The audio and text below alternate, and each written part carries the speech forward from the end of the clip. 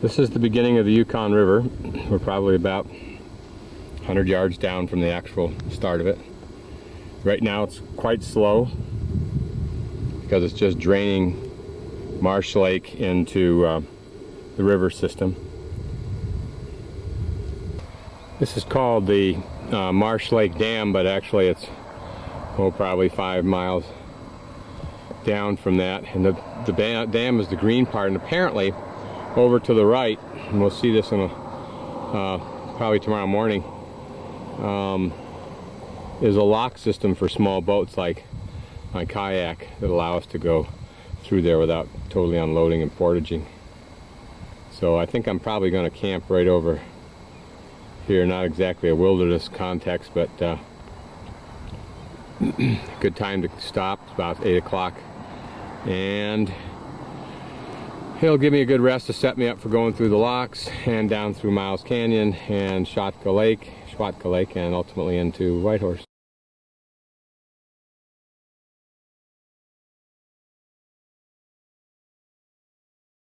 Okay, it's about, according to my watch, okay, it's almost 12 o'clock midnight, and I'm at the Slough.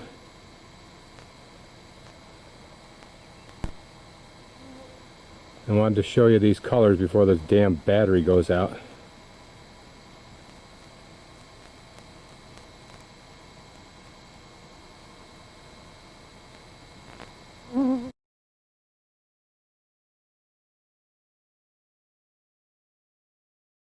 Cross, panning way down from the north end.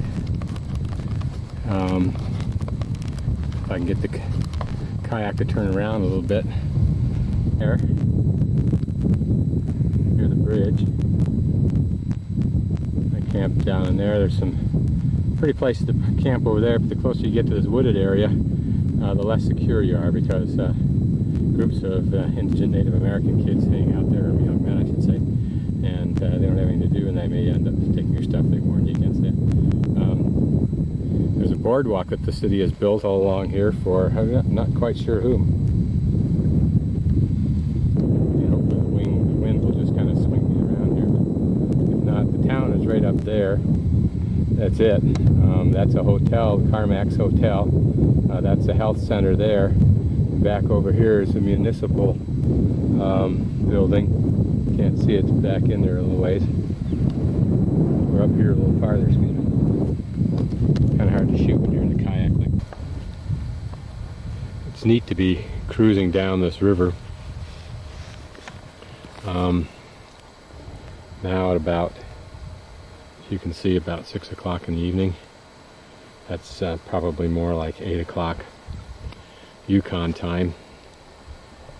And this huge land, basically all to myself. There's nobody or nothing that I can see here. I wish that I could see some bear. I haven't seen one yet. I mean, bear from a distance. I don't want to see any bear in my campsite up close, but from a distance I'd love to see one.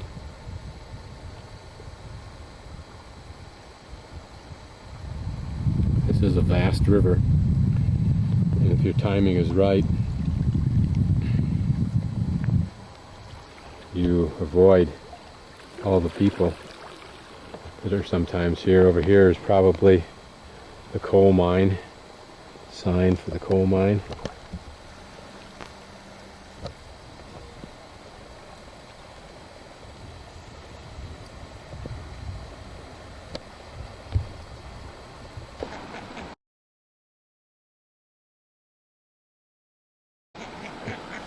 We're approaching Five Fingers Rapids, and that's it over there. And where it gets its name from, as you'll see in a minute as we come around the turn a little more, is that there are a total of 5 big rocks sticking up, like fingers, if you will. We'll get a little bit closer to this, obviously. Just can't quite see it yet. In fact, you'll notice those observation towers up there. And those observation towers up there are for the purpose of giving the spectators something to look at, or a good vantage point to watch people go through the Five Fingers. The safest place is through the far right, which I assume is that one right there. What I'll probably do is get out over here, tie up the boat, and go take a look at it just for kicks. That's a wise thing to do. Okay, this is Five Fingers, looking at it from the upstream view, of course, and panning across. It seems like the picture you normally get in the books is taken from this side, but it doesn't distinguish that it's taken from this side. And so what they call the right always looks like this far side over here, which is a very narrow little slot. When we get around the corner and climb up on top, you'll see that the actual place where they ran the ferries and where we'll go is quite wide. This cable that we're looking at right here was used in the old days to winch the steamers up through the section of the rapids that we'll be going through when they came back upstream. Okay, this is a view of where we'll be going through, and the advice is stay right in the middle. You'll see that there are 3 or 4 big standing waves there called haystacks. Normally the strategy for taking haystacks is you line up straight on them and bang right straight through them. And you just keep your boat straight to the waves. Don't get them parallel or you'll get broached over, but you just shoot right straight through it. So that's the strategy. Okay, this is where we'll be going through the easterly or right channel as you're going downstream. This is where the steamers went through. And for the size of those steamers, this was a pretty narrow place. Now, since then it's been blasted apart, maybe an additional 20 feet wider, and it's also deeper, and the rocks have been removed in the great measure. So it's a lot safer than it was in the days that the big steamers had to come through. I don't know if you can pick this up in the photograph, but this is the steamer going through. You can see how little room there was there. Here's another picture of one going through. Get in here a little bit closer. Notice the rocks on the side. I think those have been removed. This one actually is being winched up.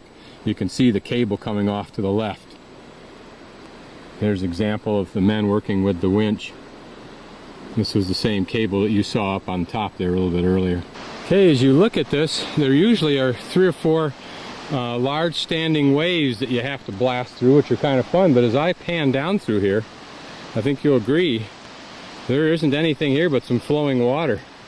I doubt that this is any more interesting from a wave viewpoint than was Miles Canyon up above Whitehorse, which has been completely blasted out. So here we are looking at the rest of it.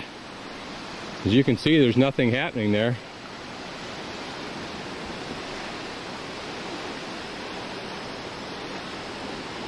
We'll go down just a little bit farther. I don't like standing on these cliffs.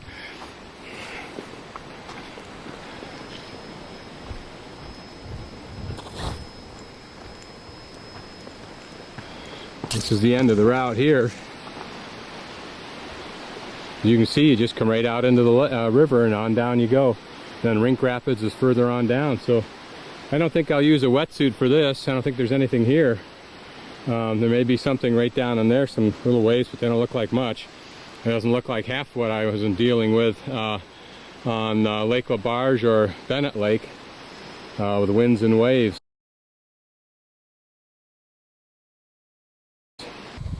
That white spot over there is called, its name of that place is called Sam McGee's Ashes, after the character in the Robert Service poem, The Cremation of Sam McGee.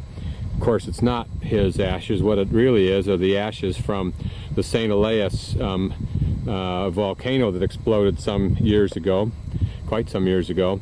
In fact, as we pan along the edge here, all along the Yukon, for hundreds of miles, is that thin white line of ash that was deposited by the volcano. And this one spot that's called Sam McGee's Ashes simply was an accumulation, obviously, in one spot, probably a little ravine or something the wind allowed it to collect in, were the white ash from that volcano.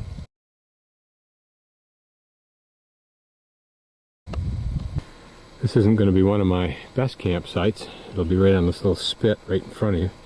I'll put my Cocoon by itself, but it's kind of a pretty view, and it's lovely sunset tonight. It's 12 o'clock midnight right now.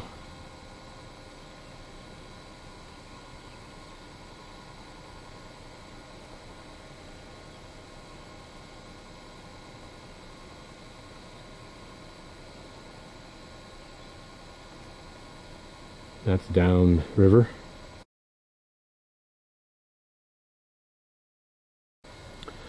Hi, my name is Scott Eaton, and it's about the 10th of July 1996, and I thought I'd shoot this footage because this is an ideal use of the Cocoon from EnviroGear. And here you can see where I've laid it last night. I decided to leave Carcross around 5 o'clock in the afternoon because there were too many people there. And I got here after running a couple of rapids about 12 o'clock midnight. It's the only little spit of land that I could find. The series of islands on this part of the Yukon, and it's just a little piece of land up there, probably not much bigger than the Cocoon, that actually is kind of halfway level, but it really slopes off to the left side, as you can see. This works perfectly for it. Put it up. Slipped inside, and was perfect for the rest of the night.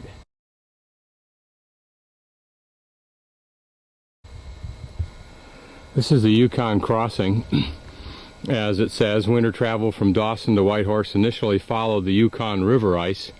Increased traffic led to the replacement of the traditional dog sled with horses.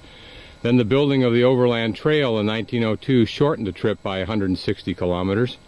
Here at McKay's Roadhouse, the road crossed the river using either horse-drawn sleighs in the wintertime, of course, or ferries in the summer. McKay's Crossing eventually became known as the Yukon Crossing. And these old buildings, and I suspect probably not this one, but very much perhaps this one, and I could be totally wrong, was the Roadhouse. And in fact, I may be wrong. Notice this is sod covered. This was probably a fairly lively little intersection at one point in time. But a roadhouse was a place where people stopped, like motels, to have lodging, primitive lodging, and some kind of meals, usually home-cooked meals. Certainly they would have reputations, as you might imagine, depending upon how good the cook was. Oftentimes for women there was just a section of the roadhouse that was curtained off, and they had their privacy there. There were not selections, this was it, and there were a chain of them, a series of them. Okay, looking at this, we can see that it was certainly a two-story log house, or log building, and probably a pretty welcome sight. Inside there, a stairway that went obviously to the second floor, so this was kind of your equivalent of a motel in those days. And very much for the only freeway system in this part of the Yukon going to the Klondike.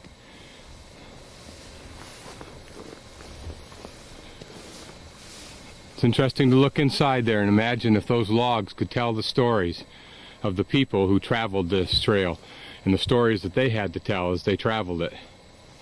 As they sat around eating their home-cooked meals after a very cold and snowy trip along the road by sleigh and horseback. Or horses, rather. This is one of a few little operations or spreads, I guess, just places where people have chosen to live. Probably a fairly nice house up on top there. My guess is that this is probably a small house of someone who's fairly well off, and maybe not even Yukon related. Back about a mile and a half is a brand new, fairly good sized house that is being increased in size, and the old size is not that old. Thought I'd pan through here just so you can get another sense of the river. This area is filled with a lot of islands, of which we're passing one right now. There's a whole series of islands.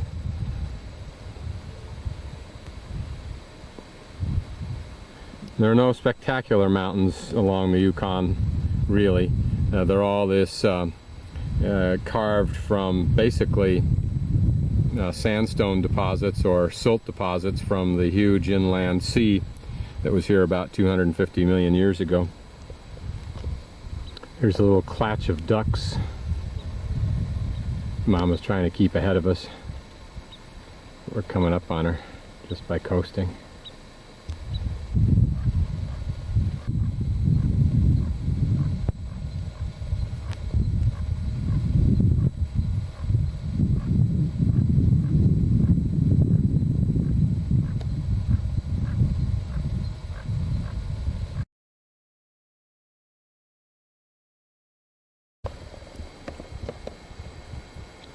This is looking upstream where I just came from. Now just slowly pan downstream.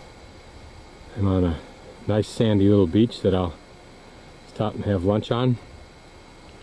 And probably catch a half hour of sleep or so. Which after 3 or 4 hours of paddling is welcome and useful.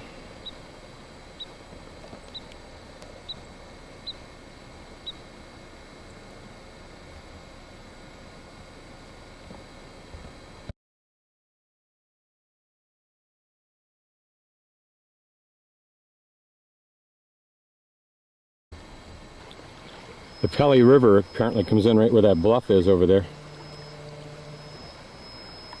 So I wanted to go over and take a look at that, so I think we'll wander down this channel here, and then we'll move over in this direction behind there to Fort Selkirk, which will be our stop for a while.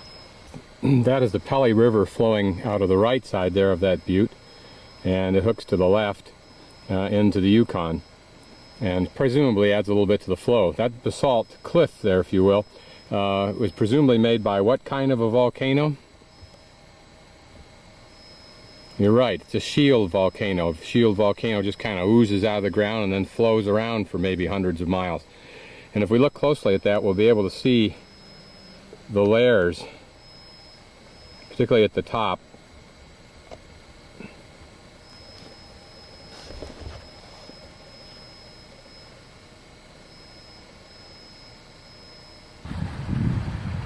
It's interesting how fast these things are moving. They're moving just like a ship.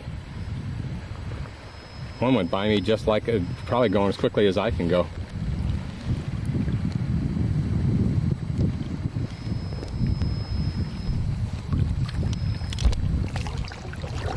I have to kind of steer while I'm doing this because this is, I don't want to get too close to these jobs. Okay, let's put this away and get serious again. We're now at the cemetery of the Canadian Field Force, which was that military force that attempted to keep some kind of law and order in the territory during the gold rush. These men all died sometime in 1899. These were new graves erected by people in today's world. I'm always wondering why I'm intrigued by cemeteries, and I kind of came up with an answer as I took the long half-mile walk here. And that is that they are the end of the story. They don't tell usually the end of the story, they simply are the end of the story. This fellow died 1937, presumably these people spent time here. What's interesting always in these graves, it seems always, with the Oregon Trail or the Chilkoot Trail, snowslide avalanche disaster, are the children. In loving memory of Charles Horsfall, died September 1st, 1910, aged 2 years. And these were wooden headstones, notice. Headstones, of course, not the correct term. Harold Pitts died January 1930, age 64, a native of London, England, but presumably spent quite some time here, I guess.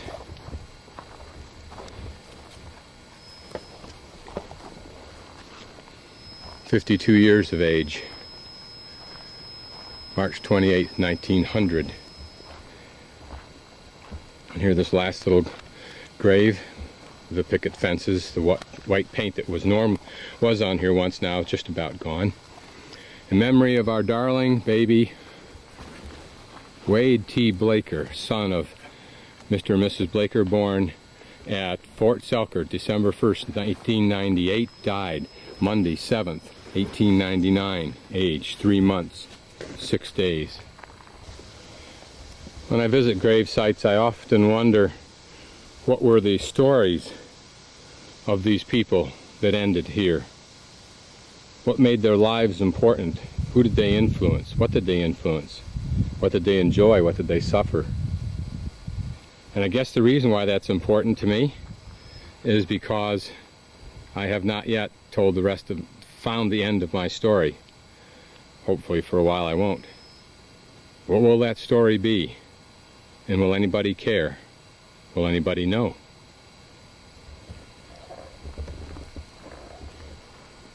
How about you?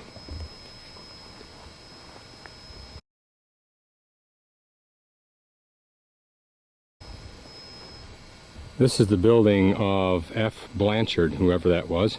Let's just take a little look inside. It's very small. Notice the size of a small door. We'll go inside and look. Here's the stove. Big surprise.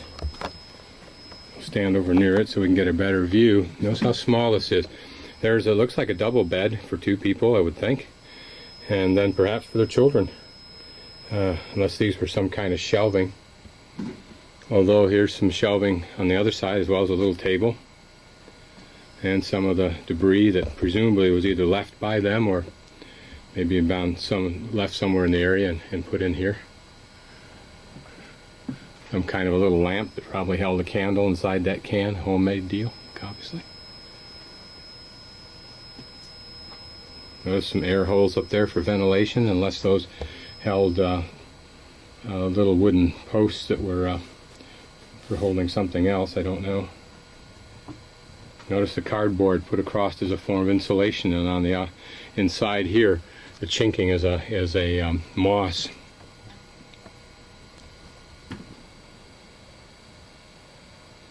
Another long view of the rest of Fort Selkirk. I haven't gotten down there with my kayak yet. I'll go down there now. Presumably there's a place to camp down there. Now the buildings, Danny Roberts apparently is the caretaker.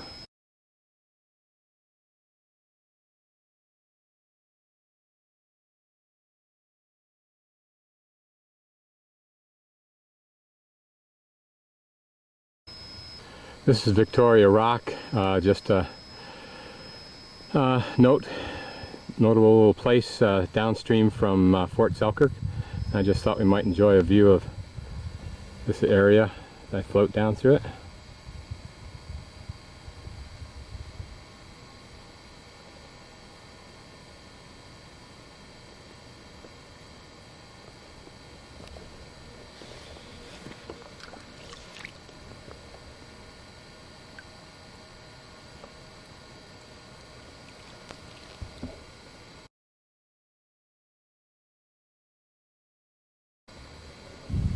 That's Victoria Rock, and beyond it upstream, of course, is Selkirk. And this is the view that I have from my campsite. I'm on the point of an island, the upstream point. I was going to camp at Selkirk, but there were so many people, and they have you in this kind of big yard with very few trees, and it's like being in the middle of a parking lot. And float down about 3 miles, and this is what I have.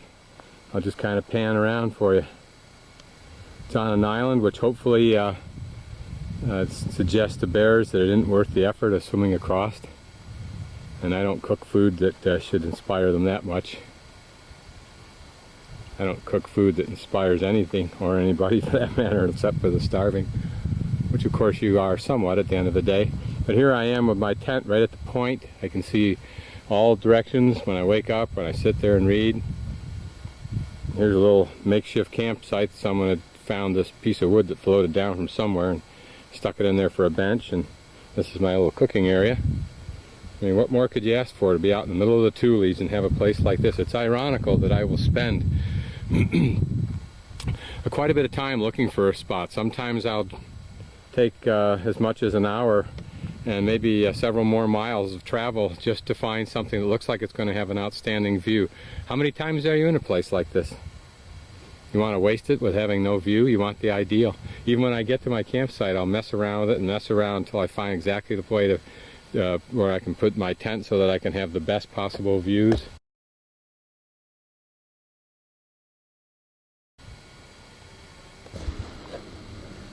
This is one of the First Nations people coming to check the salmon trap.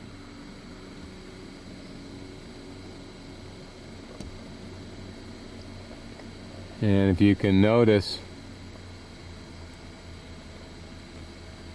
you'll slowly move upstream to a little white bottle that you can now see. It's actually just a couple of empty milk bottles floating in the water there. That's the standard boat that's used by the First Nations people. It's a flat bottom one.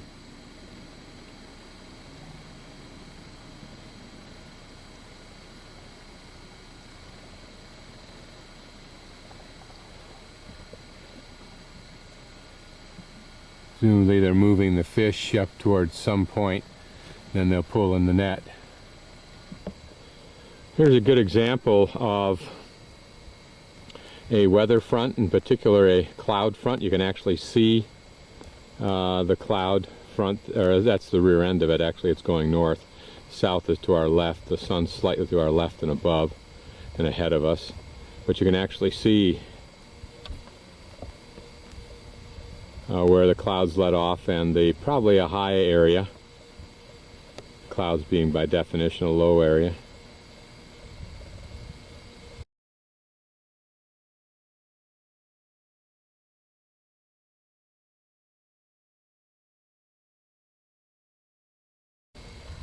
These log piles form up on the upstream end of an island in high water or spring runoff conditions.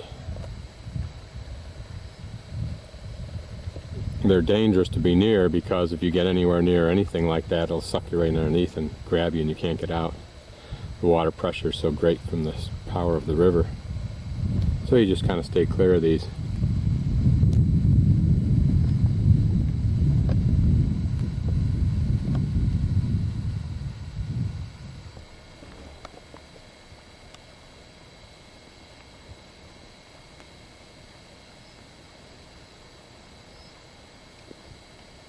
They also probably start or extend islands because they create such a mass that maybe mud and dirt start to fill in there, and eventually the island extends itself out into the log pile. And of course, if that's true, then in some measure it becomes the fertilizer as well as the structure for the island.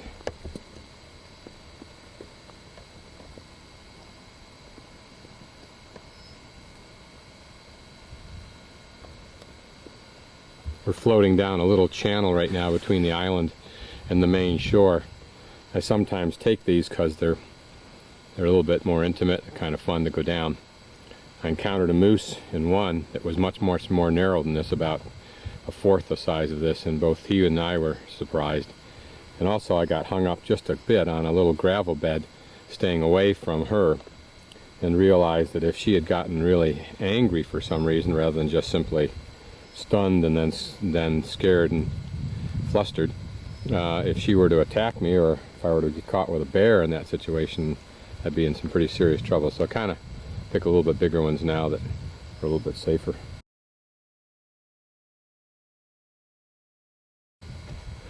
This area of the Yukon, which is about 100 miles from Dawson, I'm guessing, has now turned into foliaged mountains, treed mountains, forested mountains, which make it a little bit more interesting. Sometimes they're a little closer to the shore, although you can't see it here. Looks a little bit more like the topography along the lakes, like Lake Bennett.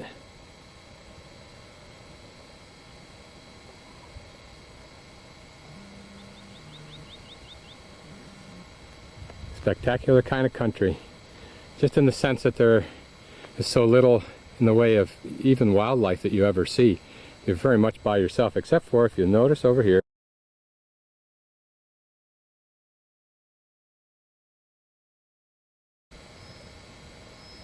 There he is there, kayaker.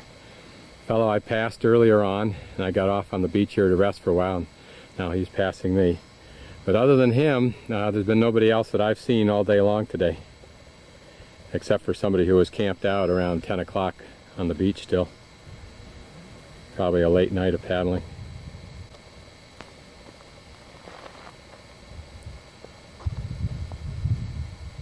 Area that's been burned out up through there. But very rugged country. No big surprise that grizzly bears occupy this area, and that are big, tough, mean motor scooters. Anybody that can handle this kind of stuff on a daily routine has got to be tough.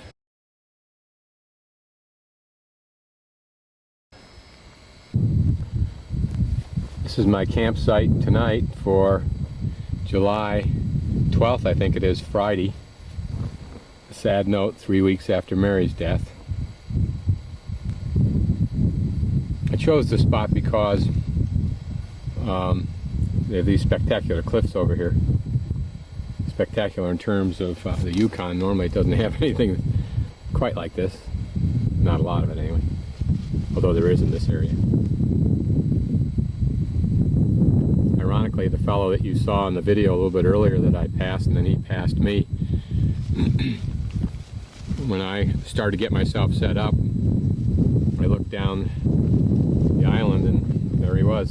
He was about halfway down the island. I'm sure he knows I'm here now because of the smoke from my cooking fire, but ironical, in a place as big as this, we end up on the same island.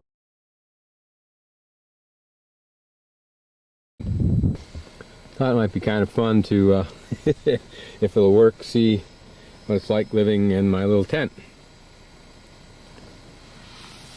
This has all my electronic stuff in it. Batteries, my CD player, things like that. This is a little bag I carry that has all my stuff in it that I want close at hand. It's got my Swiss Army knife, matches, flashlight, carry binoculars, tape recorder, the books I'm currently reading in there. And outside, of course, is my kayak stuff. I got a little veranda, as you can see, made out of that blue tarp that runs underneath it. Keeps the tent a little bit cleaner too. And then this is the view out the front of the tent, looking across the Yukon from this island. This is generally looking, I think, to the east. And then there's my bear stuff right next to my head in case I'm going to need it, which hopefully I never will. And then this is the view out back. A totally different kind of a topography from what we saw on the other side. This is the typical rolling hills, or whatever you want to call them. That light kind of vegetation, if any at all.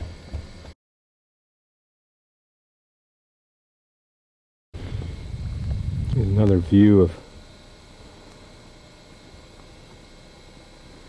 this land. It's early in the morning. Well, not early, about 10 o'clock actually.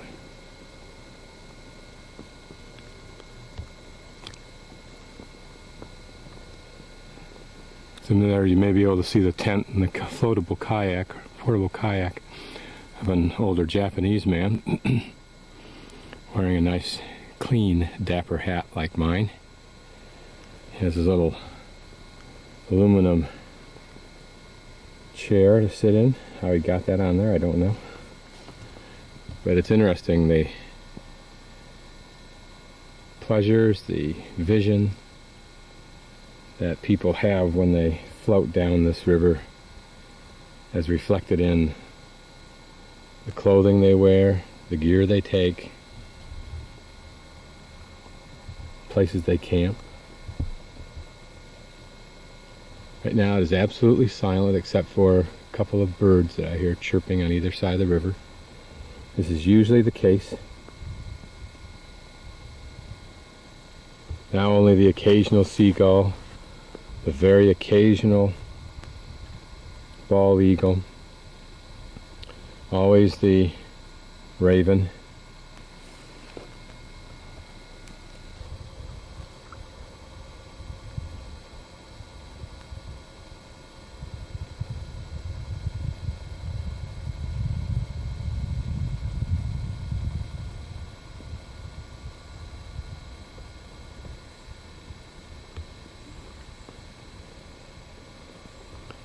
You can see, even looking at this topography, it'd be difficult for most animals to live in this area. There's one not even level strip right along the base.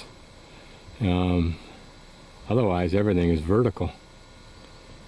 So if there's not much here for a bear or a moose, why be here? Yesterday on the beach, I did see a track of what looked like a white-tailed deer or mule deer. It wasn't the moose. There was a track of a large moose, and it wasn't anything else, but that's what I think it might have been. So that might be their incentive, including that of bears, to go to islands occasionally, particularly the large ones, is because they are flat, and they may well have a different kind of vegetation that's useful for them. Now as the canoe or kayak slowly turns in the current, we're looking upstream again. I usually camp on small islands because I assume that the bear is more likely to go to the large island where the investment in his swim may have greater dividends.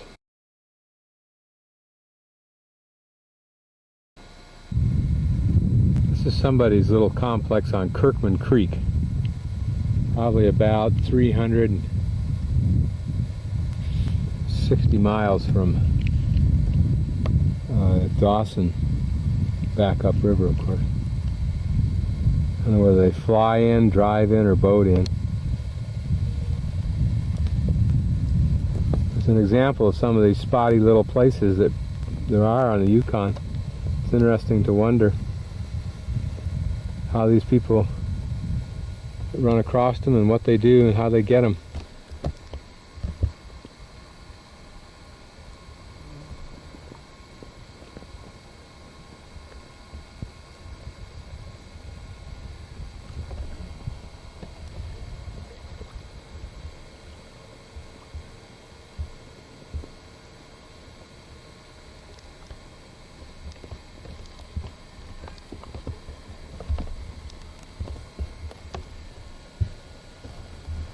So since I'm just sitting here in the kayak floating down the river, I thought I'd take a picture of myself if I can keep from dropping the camera in the water. I don't know if you can see any of the view behind me. I'm a little less now than 100 miles away from Dawson, which with just casual work like this, at about 30-35 miles a day, I will be in there probably Tuesday, which means I'll probably hold off for a day and camp out Tuesday night and just scoot on in from the nearest island early the next morning, so I can go to the Royal Canadian Mounted Police people and see if my friend Wes from Chilkoot Charters successfully was able to drive my van up and park it in Dawson for me, so it will be here when I get there. Anyway, been a great trip.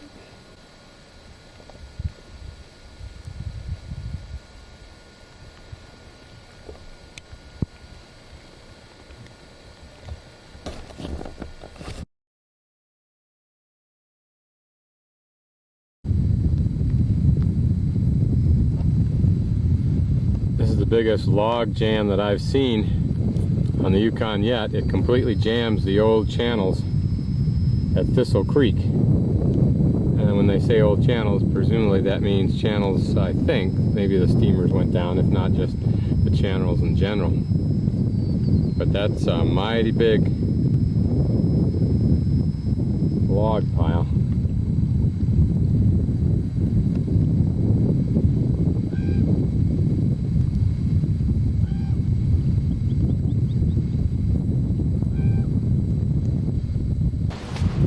Well, the Yukon's whipping up a storm.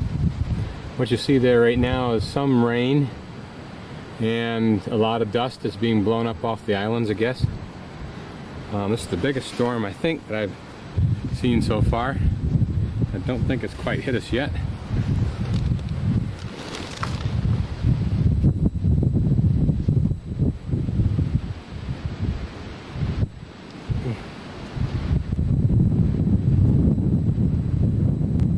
Timing for stopping was good.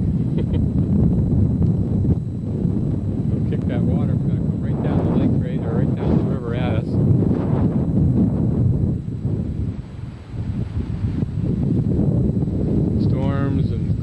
floods and rain are ever present in this part of the country, ever present.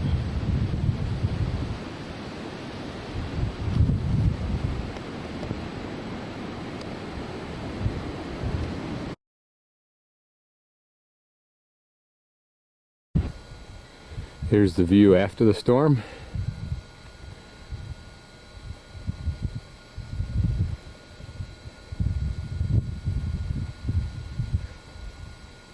There's a little private cabin over there that we're going to visit in a few moments. Perhaps belongs to a First Nations person, or maybe it's an old cabin from something. Some of these old cabins are probably just like getaway homes for somebody who has to live in Dawson to survive, or Whitehorse, but uses this as their refuge.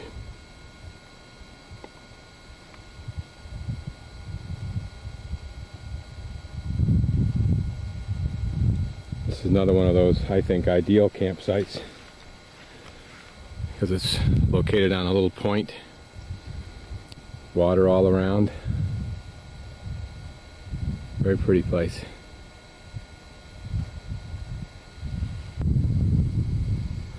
You can see it's a little log cabin made out of fairly good sized logs and relatively new. Neatly made. Notice how it sloped backward, the roof does. And the logs appear to also, I've seen that in a couple situations, and maybe it's not just sinking at the rear end, it's actually designed that way. But that the wall logs would be designed to slope back too, I think is kind of interesting.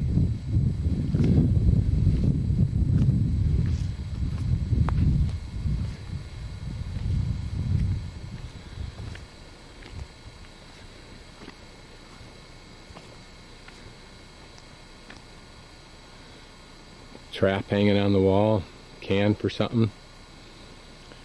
Old propane can somebody shot through.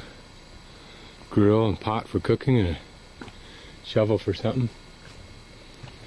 50-gallon drums are all over the Yukon. People use them as storage for fuel and so forth, I guess. This is a stout little cabin. Notice also the chinking is moss. The windows are covered. I think there are windows in there with that metal, which is probably the metal roofing also.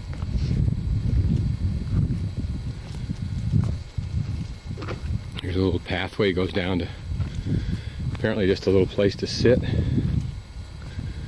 perhaps and enjoy the view, or maybe it's more than that. Yep, it's an outdoor latrine, is what it is. There's a little potty latrine. Works. Clever. And my little campsite over there.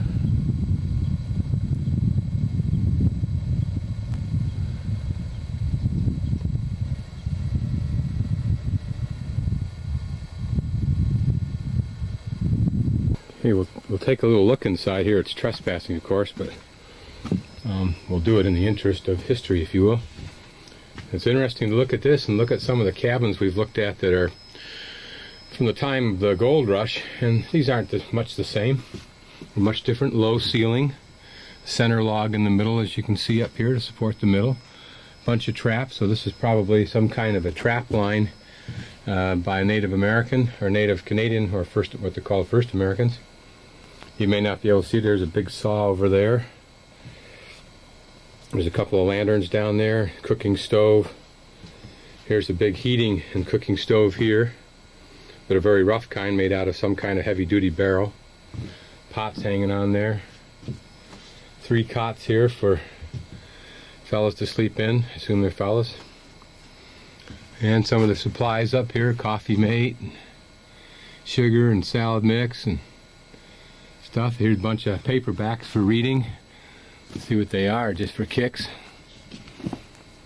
Damnation of Theron Ware. Can't see that one.